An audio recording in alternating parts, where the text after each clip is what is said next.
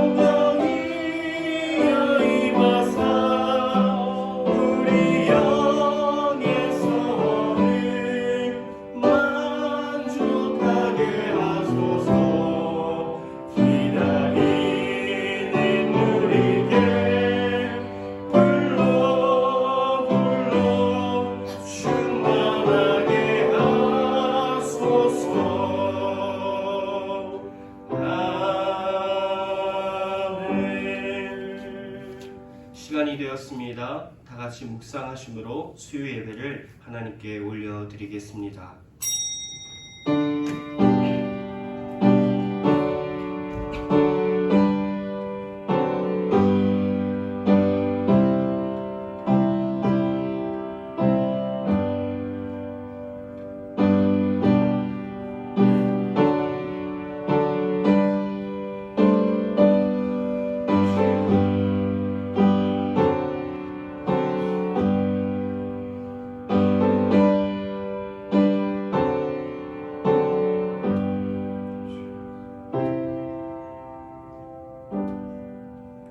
하나님 아버지, 우리 예수 그리스도의 십자가의 보혈로 사신 교회에 우리 모든 것들을 드리옵나이다. 하나님 아버지, 우리 예수 그리스도의 십자가의 보혈로 사신 교회에 우리 모든 것들을 드리옵나이다. 하나님 아버지, 우리 예수 그리스도의 십자가의 보혈로 사신 교회에 우리 모든 것들을 드리옵나이다. 하나님 아버지, 우리 예수 그리스도의 십자가의 보혈로 사신 교회에 우리 예수 그리스도의 십자가의 보혈로 구속하신 하나님의 백성들이 모였습니다.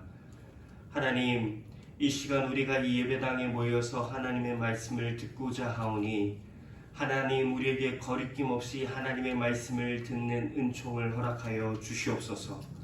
그리고 특별히 이 시간 하나님의 말씀을 들을 때에 우리의 영혼이 소생되게 하여 주시고 우리가 하나님의 은혜를 풍족히 받아 하나님 앞에서 즐거워하고 기뻐하는 오늘 하루가 되게 하여 주시옵소서. 이 시간 모이지 못한 우리 성도들에게도 하나님 한량없는 은혜를 베풀어 주시고 간절히 소원하기는 이곳에 모인 우리에게는 갑절의 은혜를 베풀어 주시옵소서. 예수님의 이름으로 기도드립니다. 찬송가 183장 찬양하시겠습니다.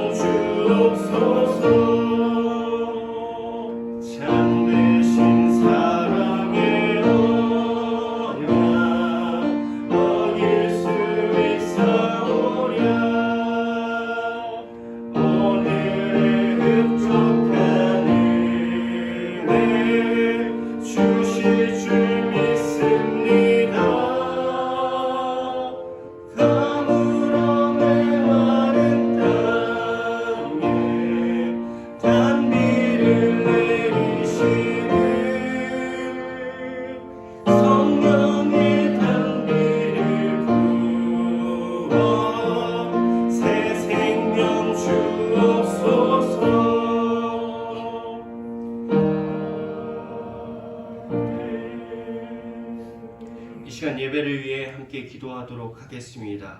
특별히 이 시간 말씀을 듣는 시간이오니 부족한 종 말씀을 전할 때에 하나님께서 강건하게 사용하여 주시고 또 듣는 자들에게도 하나님의 말씀을 듣고 순종하는 마음 주셔서 이곳에서 하나님의 말씀이 풍성하게 성취되고 드러날 수 있도록 우리 이 시간 다 같이 한 목소리로 기도하며 나아가겠습니다. 기도하시겠습니다.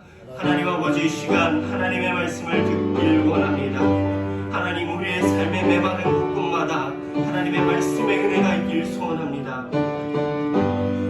하나님 아버지, 이 시간 전하는 종에게 하나님의 성령께서 강건하게 붙잡아 주시고, 하나님 어리고 부족한 종이지만 하나님의 말씀을 이 시간 대언하게 하여 서고 나아가오니 하나님 성령으로부터 주시옵소서. 불로 채워 주시옵소서. 성령께서 강하게 붙잡아 주셔서 아버지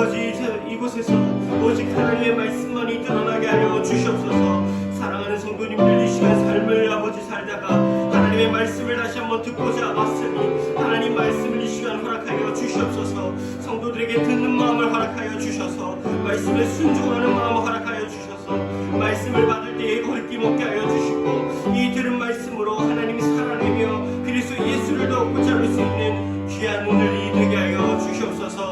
하나님 잠들어 있는 영혼이 깨어나게 하여 주시고 이 시간 말씀에 풍족한 은혜만이 우리를 주장하게 하여 주시고 이 시간 듣는 귀한 말씀 주셔서 하나님의 말씀에 풍성한 은혜와 역사만이 드러나게 하여 주시옵소서. 하나님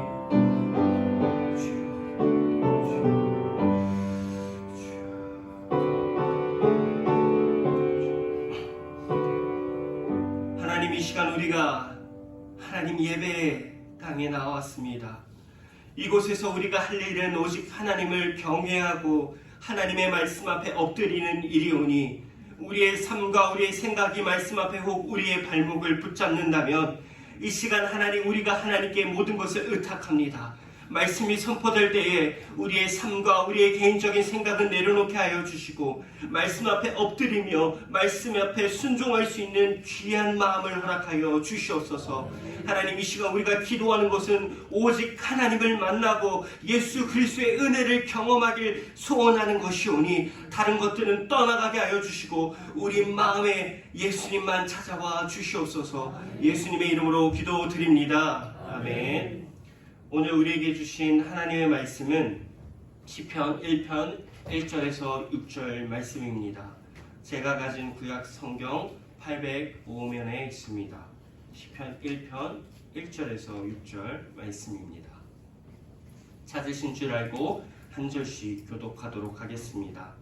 복 있는 사람은 악인들의 꾀를 따르지 아니하며 죄인들의 길에 서지 아니하며 오만한 자들의 자리에 앉지 아니하고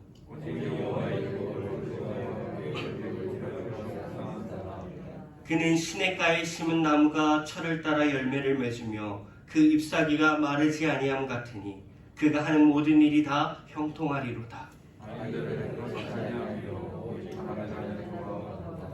그러므로 악인들은 심판을 견디지 못하며 죄인들이 의인들의 모임에 들지 못하리로다. 무릇 의인들의 길은 여호와께서 인정하시나 악인들의 길은 망하리로다. 아멘. 할렐루야. 이 시간 하나님의 말씀이 우리 가운데 있기를 간절히 소원합니다. 사랑하는 성도님들, 아마도 지금 우리가 사는 이 시대만큼 하나님을 믿는 성도들의 마음과 중심을 마구 흔드는 시대는 없는 것 같습니다.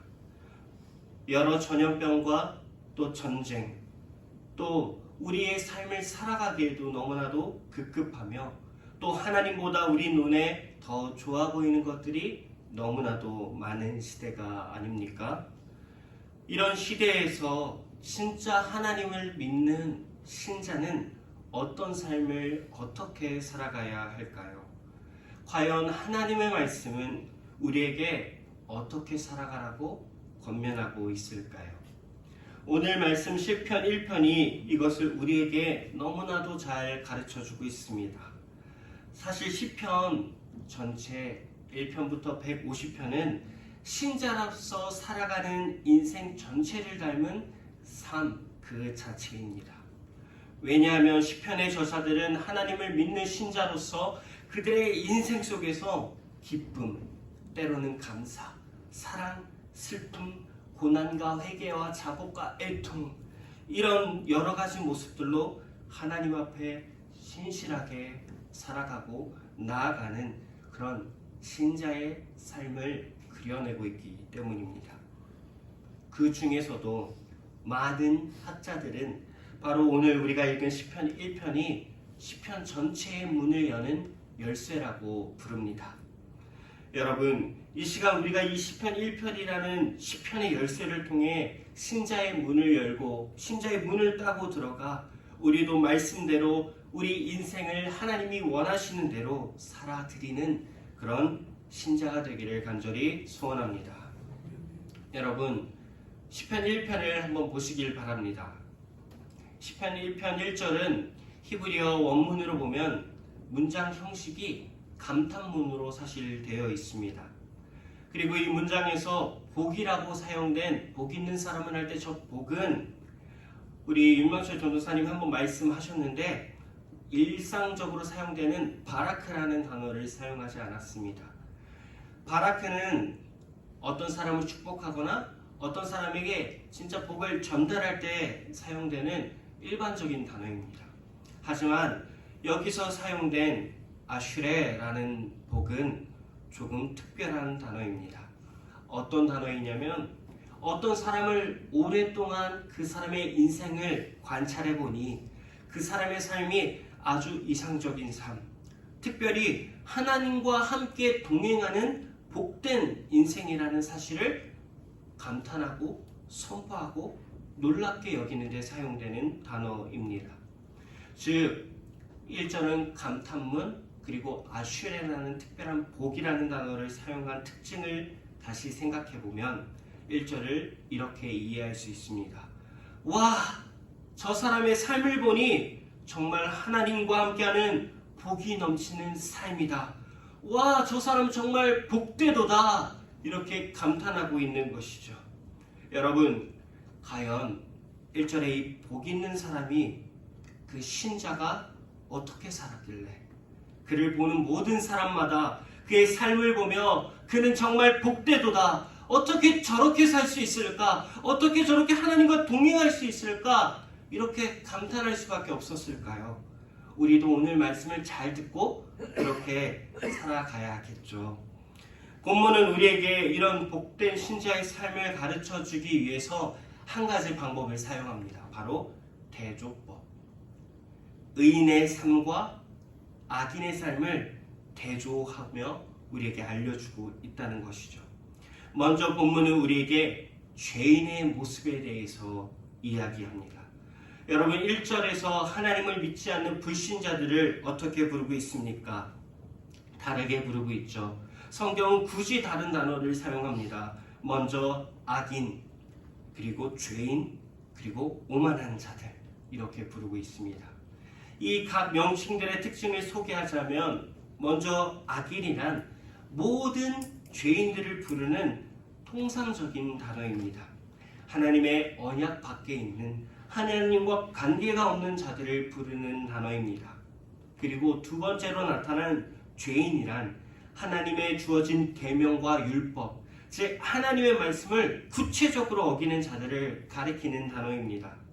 어쩌면 그들은 그들이 살면서 하나님의 말씀을 듣고 하나님의 말씀을 읽기는 했을지 모르겠으나 그들은 결코 하나님의 말씀을 따라 살지 않고 하나님의 말씀과는 상관없는 사람들을 죄인이라고 불렀습니다.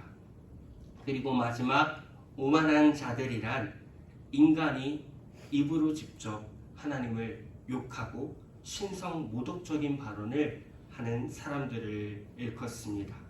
하나님을 향해 적극적으로 반항하고 하나님을 향해 적극적으로 악을 행하는 자들이죠. 여러분, 시편 1편이 보여주는 이 악인과 죄인과 오만한 자들의 모습과 특징들을 살펴보니 점점 성경에 나오는 순서들을 따라 더 적극적으로 하나님께 반항하고 더 구체적으로 악을 행하고 있다는 것을 발견할 수 있습니다.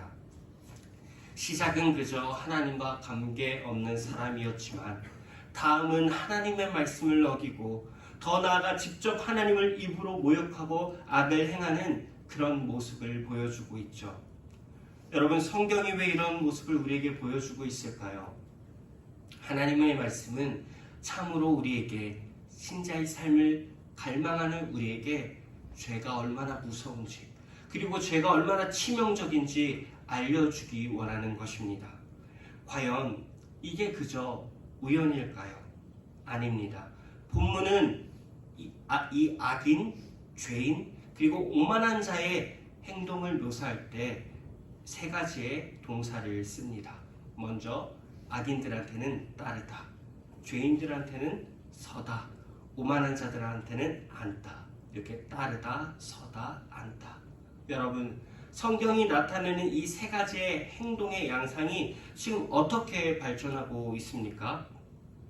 점점 그 단계와 강도가 고착화되고 심해지고 있다는 것을 발견할 수 있죠. 성경은 우리에게 죄에 대해 경고하며 죄란 이토록 연속성을 가지고 있을 뿐만 아니라 끊기 힘들고 우리가 죄에 대해 무방비에 있을 때 처음엔 그저 악을 따르는 듯 싶다가 곧이어 그 죄의 자리에 우리의 다리를 뿌리박고 서게 되며 더 나아가 심지어 우리는 악의 자리에 자리를 잡고 앉아버리는 상태가 되어버린다는 것입니다. 이게 바로 우리의 현실이라는 것입니다. 여러분, 우리는 이런 모습들을 이미 실제로 성경을 통해 너무나도 확실히 보아왔습니다. 다윗은 목욕하는 밧세바를 보자 마음에 음욕을 품게 됩니다. 그리고 곧이어 다윗의 마음속의 음욕은 밧세바를 간음하게 만듭니다. 그리고 심지어 다윗은 그 사실을 위해 그의 남편 우리아를 죽이는 살인죄까지 짓게 되죠. 여러분, 이게 다윗만의 모습입니까? 사실 이런 모습은 우리에게서도 발견되지 않습니까? 우리의 삶을 돌아보면 너무나도 매번 발견할 수 있죠. 그렇다면 여러분, 과연 우리는 어떻게 이런 죄로부터 자유하여서 신자의 삶, 하나님이 원하시는 삶을 살아갈 수 있을까요? 우리는 어떻게 악인들을 따라가지 않고 죄인들의 길에 서지 않고 오만한 자들과 함께 그 자리에 앉지 않을 수 있을까요? 이런 고민이 우리에게 들어오게 되죠. 하나님의 말씀은 이런 고민을 하는 우리의 시선을 곧바로 2절로 돌려줍니다. 2절을 함께 읽겠습니다. 시작. 오직 여호와의 율법을 즐거워하여. 아, 그렇구나. 우리가 죄인의 길을 따르지 않고 그 길에 서지도 않고 오만한 자리에 앉지 않으려면 우리는 악인의 꾀를 따라가는 것이 아니라 오직 하나님의 말씀을 따라가며 우리는 죄인의 길에 서는 것이 아니라 오직 하나님의 말씀 위에 서며 우리는 오만한 자들의 자리에 앉지 않는 것이 아니라 우리는 오직 하나님의 말씀이 펼쳐져 있는 자리에 앉아야 하는구나. 하나님의 말씀은 이 절을 통해 우리의 고민들을 해결해 줍니다. 여러분, 그렇습니다. 죄를 끊고 신자의 삶을 살아갈 수 있는 유일한 방법은 우리가 이렇게 여호와 하나님의 말씀을 사랑하며 그의 말씀을 즐거워하고 주야로 모든 삶에서 하나님의 말씀을 묵상하고 읊조리고 암송하는 삶입니다. 우리가 그렇게 살아간다면 우리는 죄의 무성과 위험으로부터 벗어나 하나님이 원하시는 그 수많은 사람이 그 어느 누가 보아도 감탄할 수밖에 없는 신자의 삶을 살아가게 되는 것이죠. 여러분, 말씀을 읽고 묵상하는 삶을 고리타분하게 생각하지 마시길 바랍니다. 말씀을 묵상하는 삶은 하나님의 말씀, 성경이 가르치는 삶이란 걸 기억하시는 성도님들이 되시길 간절히 소원합니다. 그리고 간절히 원하기는 이곳에 모인 우리 성도님들이 이렇게 말씀을 따라 말씀 위에 서고 말씀 위에 앉음으로 하나님이 원하시는 신자의 삶을 이 시대에 살아갈 수 있기를 또한 간절히 기원합니다. 시인은 이제 4절에서 6절로 죄인을 향해 이렇게 말합니다. 성경을 보시면 4절, 악인은 바람에 나는 겨와 같다. 5절, 악인은 심판을 견디지 못하고 의인의 회중에 들지 못한다. 6절, 악인의 길은 망할 것이다. 여러분, 이 말은 악인의 인생이 바람에 날아가는 것 같고 의인의 회중, 악인들이 절대로 구원의 자리에 들어오지 못하고 그리고 6절이 말하듯 심판의 날에 그들이 멸망한다는 것입니다. 멸망한다는 것은 원어로 보면 사라져버린다는 것입니다. 그런데 더 중요한 것은 이렇게 그들이 망하고 사라지고 날아갈 때에 우리 하나님께서는 그들을 결코 붙들지 않으신다는 것입니다. 도우시지 않으신다는 것입니다. 하나님은 그들에게 어떻게 하시냐면 하나님은 그들에게 유일한 행동, 내버려 두신다는 것입니다. 여러분, 하나님이 우리 인간을 내버려 둔다는 것이 어떤 의미인지 감이 오십니까? 여러분, 하나님이 인간이 내버려 둔다는 것은 하나님이 인간에게 주시는 가장 최고의 형벌입니다. 우리가 일반적으로 생각하기로는 하나님은 악인들에게 그들이 잘못한 만큼 재앙을 내리시고 벌하신다고 생각하실 수 있겠지만 하나님께서 인간에게 주시는 진정한 최고의 형벌은 사실 그저 그들의 인생을 그들의 손에 그냥 두는 것입니다.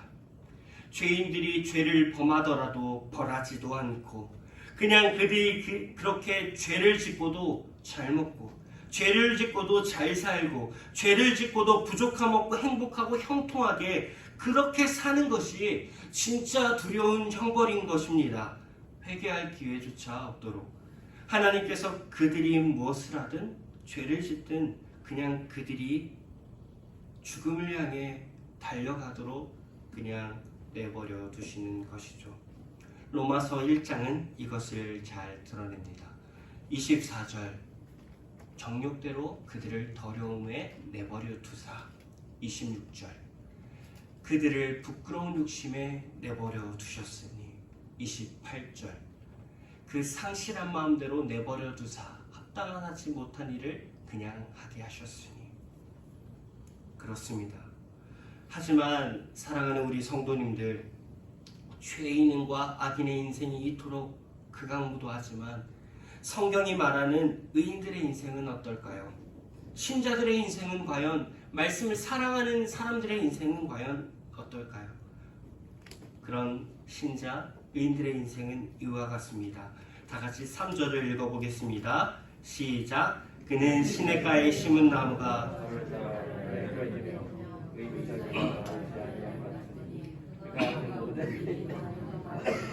여러분, 여기서 시냇가 참 아름다운 단어죠. 이 단어를 원어로 살펴보면 물이 마르지 않는 관계수로라는 의미를 갖고 있습니다. 저도 관계수로가 본문을 연구하기 전까지는 잘 몰랐는데 물이 없는 땅에 물이 항상 흐를 수 있게 이렇게 물을 대는 그런 수로를 말한다고 합니다. 그리고 또 우리가 한 가지 더 알아야 할 것은 이 팔레스타인 땅은 시냇가에 물이 항상 흐르는 땅이 아니었습니다. 오직 비가 오는 우기에만 시내에 물이 흐르는 그런 땅이었다고 합니다.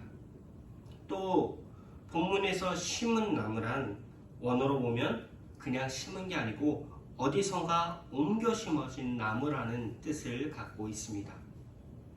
여러분, 나무나 다른 식물을 굳이 옮겨 심는 이유는 당연히 그 나무가 더 튼튼하고 영양분을 많이 공급받아 많은 열매를 맺을 수 있도록 옮겨 심는 것이겠죠. 즉 시편 저자가 3절을 통해 하고자 하는 말은 바로 이런 것입니다. 하나님의 말씀을 사랑하는 자, 신자가 살아가는 인생을 보고 복되도다 라고 선포한 그 사람은, 복 있는 사람은 팔레스타인에 건기해 볼 수 있는 입이 삐쩍 말라 열매는커녕 생명의 기운조차 보이지 않는 그런 죽어있는 나무가 아니라 마치 항상 물이 풍족히 흐르는 관계수로 옆에 옮겨 심겨져 항상 흘러넘치는 물과 영향을 받아 열매를 무성히 맺는 그런 살아있는 나무와 같은 사람이라고 시인은 우리에게 보여주고 싶은 것입니다. 사랑하는 여러분, 이런 나무의 모습을 보면 어떤 모습이 떠오르십니까? 조금만 고민해 보면 우리는 이 나무에게서 우리의 모습을 발견할 수 있습니다. 마치 물 한 방울 없어 말라 죽을 것 같았던 그 땅, 그 사탄의 나라에서 우리 주님 예수 그리스도의 십자가의 죽음과 그 은혜로 우린 하나님의 나라, 우리를 향해 항상 넘쳐 흐르는 성령의 시내에 옮겨 심어져 그 뿌리를 들고 날마다 은혜와 성령의 열매를 맺는 신자들, 그들이 바로 우리의 모습이 아닙니까? 악인과는 참으로 상반되는 그런 모습이죠. 우리 하나님은 바로 이런 복된 삶을 오늘 본문 시편 1편을 통해 말씀을 읽고 암송하는 자들에게 약속하신 것입니다. 성도님들, 오늘 말씀을 볼 때 어떤 마음이 드십니까? 에이, 또 말씀 읽으라는 건가? 이런 마음이 드시진 않으시겠죠. 우리가 이 시대에 이 땅과 우리의 인생에서 주야로 하나님의 말씀을 묵상하고 읊조리며 암송하는 삶을 이제는 진짜 살아가야겠다. 시편 1편 하나님의 말씀이 오늘 나에게 이렇게 말씀하시네. 그런 마음이 드시는 우리 성도님들이 되시길 간절히 소원합니다. 그리고 성령께서 반드시 이 시간 그런 마음을 주실 줄 믿으시길 바랍니다. 그리고 비로소 그렇게 우리가 살아간다면 분명 우리의 손에 있는 이 하나님의 말씀은 우리에게 마르지 않는 성령의 시내가 되어 줄 것입니다. 우리의 삶은 하나님의 말씀 안에서 흘러넘치는 성령과 은혜의 강가에서 날마다 열매를 맺고 우리의 삶에 하나님의 은혜를 볼 수 있는 그런 날이 될 것이라 소망합니다. 여러분, 하나님께서 오늘 말씀을 통해 우리를 그 아름다운 삶, 그 누가 보아도 복되도다라고 감탄할 수밖에 없는 신자의 삶으로 초대하고 계십니다. 이제 우리가 이 부르심에 응답하며 하나님의 말씀 앞에 살아가게 되기를 간절히 우리 예수님의 이름으로 간절히 소원합니다. 마지막 6절을 함께 읽도록 하겠습니다. 시작. 무릇 의인들에게는 아멘. 성도님들, 하나님께서는 오직 신자의 길만, 의인들의 길만 인정하시겠다고 약속하시고 말씀하십니다. 여기서 우리 하나님이 우리를 인정하신다는 말은 하나님께서 우리를 깊이 아신다, 깊이 아시겠다라는 뜻을 갖고 있습니다. 이처럼 하나님께서 깊이 알고 계시는 우리의 신자의 삶은 악인의 삶과 같이 내버려둔 삶이 결코 아닙니다. 죄인들에게는 하나님의 최고의 형벌인 내버려두심이 그들의 인생 위에 있지만 우리 말씀을 읽는 신자들에게는 우리의 모든 길에서 세밀히 인도하시는 하나님의 손길이 떠나지 않는 삶, 때론 우리의 삶에 풍요가 없고 때론 악인들이 우리보다 더 잘 사는 것 같아 보일지라도 마찬가지로 가나안 땅에 하나님의 눈이 항상 살피셨듯 하나님의 눈이 가나안 땅 같은 우리의 인생을 항상 살피신다면 그 자체가 이미 우리에겐 최고의 형통 아니겠습니까? 그런데 여러분, 중요한 것은 과연 누가 이렇게나 온전한 삶을 살아갈 수 있을까요? 에베소서 2장이 말하듯 이미 죄와 사망으로 죽어가는 자들이 아닌 이미 죄와 사망으로 죽어버린 우리들이 이런 삶을 살 수 있을까요? 여러분, 사실 시편 1편이 주는 진정한 목적과 의미와 정수가 바로 이 질문에 있습니다. 사실 시편 1편은 우리들에게 날마다 말씀을 사랑하고 물이 마르지 않는 수로 옆에 심어져 열매를 풍성히 맺으며 하나님께서 인정하시고 하시는 그런 이상적인 삶을 살아가라고도 권면하지만 바로 그렇게 이상적인 삶을 산 자, 신자들의 진정한 삶의 이상과 모범이 될 수 있는 자를 시인은 우리에게 소개하고 우리에게 보여주길 원하는 것입니다. 1절에서 복되도다 감탄하며 소개하며 그를 붙잡으라는 것이죠.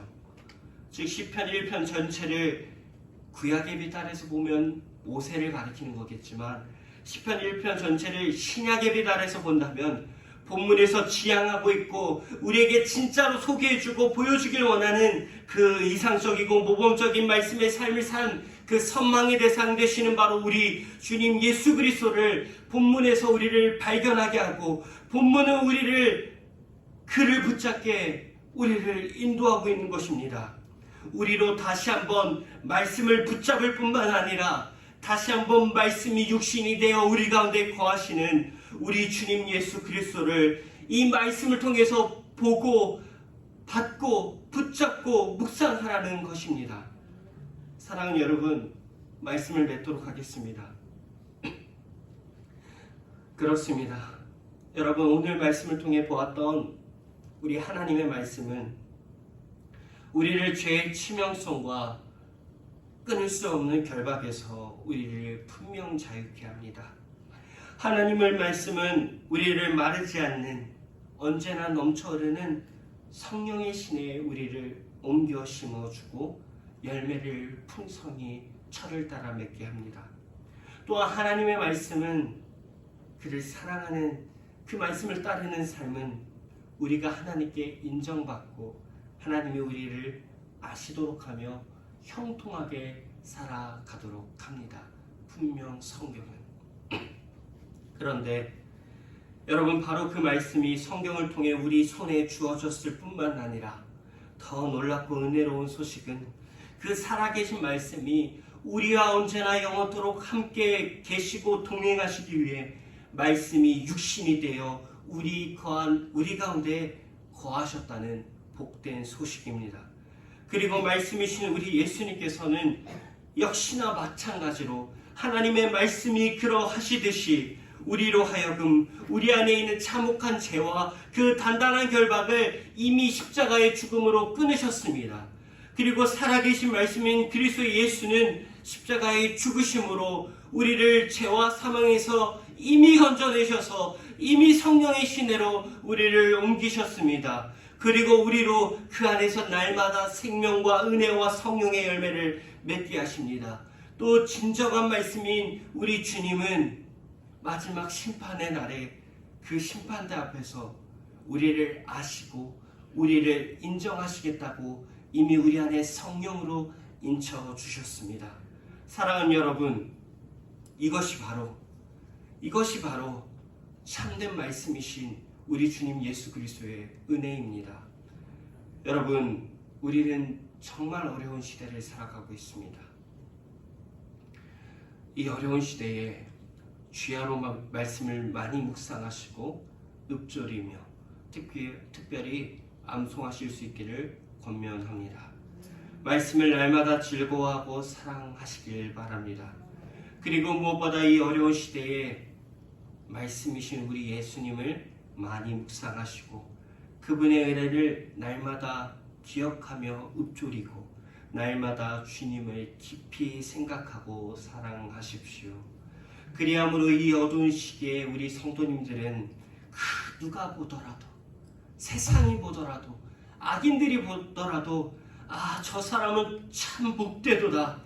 진짜 하나님이 원하시는 복된 신자의 삶을 사는 사람이로구나. 어떻게 하면 나도 저렇게 살 수 있을까? 그런 감탄과 놀라움을 금치 못하는 우리 성도님들의 복된 삶, 그런 신자의 삶이 되시기를 이 시간 주님의 이름으로 간절히 소원합니다. 이 시간 우리 말씀을 기억하면서 부족한 종이 기도하겠습니다. 하나님 아버지, 이 어려운 시대에 우리에게 시편 1편의 말씀을 주셔서 감사합니다. 지금까지 우리가 말씀을 읽고 암송하라는 그 메시지들을 고리타분하게 들었을지라도 오늘 성령이 충만한 이 자리에서 주어진 이 시편 1편의 말씀은 우리를 진짜로 말씀을 사랑하고 주야로 읊조릴 수 있는 삶을 살도록 인도하여 주시옵소서. 그리고 우리가 이렇게 말씀을 완벽하게 사랑하고 즐거워할 수는 없지만 이런 인생을 사셨던 우리 예수님이 우리 마음 가운데 계시오니 우리 예수님을 묵상할 때에 같은 은혜를 우리에게 허락하여 주시옵소서. 그리고 이곳에 앉아있는 모든 우리 성도님들, 장로님들, 권사님들, 지사님들, 성도들이 세상이 보고 불신자가 보더라도 너무나도 부럽다. 복된 인생을 사는구나. 나도 저렇게 살고 싶다. 이 감탄의 찬사를 받게 되는 우리 인생 신자의 삶이 되게 하여 주시옵소서. 예수님의 이름으로 기도드립니다. 아멘. 광고 말씀드리겠습니다. 예배 및 회의, 오후 예배 7월부터 재개됩니다. 수요 예배 오전 11시 배당이실에서 있습니다. 금요 예배 오후 8시 30분 본당. 이번 주는 우리 담임 목사님께서 말씀을 전해주시고 특송은 도구기도부 레위니씨, 찬양은 팜스, 본당에 서 있습니다. 그리고 특별한 광고는 전교인 특별 새벽기도회가 7월 4일 월요일부터 9일 토요일 새벽 5시 30분 장소 본당에서 있습니다. 꼭 많이 참여해 주시고 기도해 주시길 부탁드리겠습니다. 찬송가 337장 찬양하시겠습니다.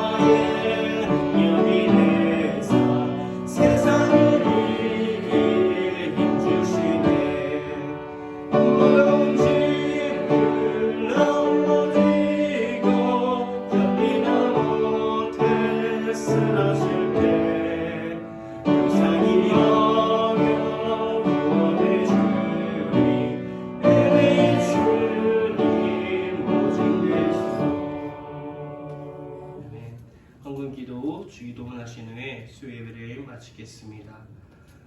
하나님 아버지, 하나님께서 생명으로 사신 우리 사랑하는 성도님들이 이곳에 나올 때 빈손으로 나오지 아니하고 자신의 삶의 수익을 모든 것을 하나님께 바치는 마음으로 하나님께 예물 올려드렸습니다.